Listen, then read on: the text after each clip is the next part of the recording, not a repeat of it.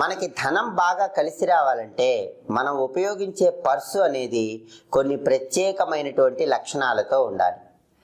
చాలామంది పర్సు ఉపయోగించేటప్పుడు కొన్ని జాగ్రత్తలు తీసుకోరు. దానివల్లనే ఆర్థికంగా సమస్యలు వస్తూ ఉంటాయి. ఎప్పుడు ధనం అనేది నిలబడదు. ఎప్పుడైనా సరే నలుపు రంగులో కానీ నీలం రంగులో కానీ ఉన్న పర్సులు ఉపయోగించినట్లయితే ధనం అనేది తొందరగా ఖర్చు అయిపోతుంది. కొత్తగా మీరు పర్సు ఎప్పుడు కొనుక్కున్నా శుక్రవారం పూట కొనుక్కోవాలి. శుక్రవారం పర్సు కొనుక్కొని ఆ పర్సుని పూజా మందిరంలో లక్ష్మీదేవి ఫోటో దగ్గర ఉంచాలి. ఇంకా మీకు వీలైతే లక్ష్మీ స్వరూపమైనటువంటి గోమతి చక్రం ఉంటుంది, పూజా సామాగ్రి షాపులో లభిస్తుంది. ఆ గోమతి చక్రం ఒకటి, గవ్వ ఒకటి కొనుక్కోండి. ఒక గోమతి చక్రము, ఒక గవ్వ, ఈ రెండింటిని కొత్తగా కొన్న పర్సులో ఉంచి లక్ష్మీదేవి ఫోటో దగ్గర ఉంచండి. ఒక రోజంతా అలాగే ఉంచి మర్నాడు ఆ పర్సు మీ దగ్గర పెట్టుకోండి. ఇలా చేస్తే ఎప్పుడు పర్సులో డబ్బులు ఉంటూనే ఉంటాయి.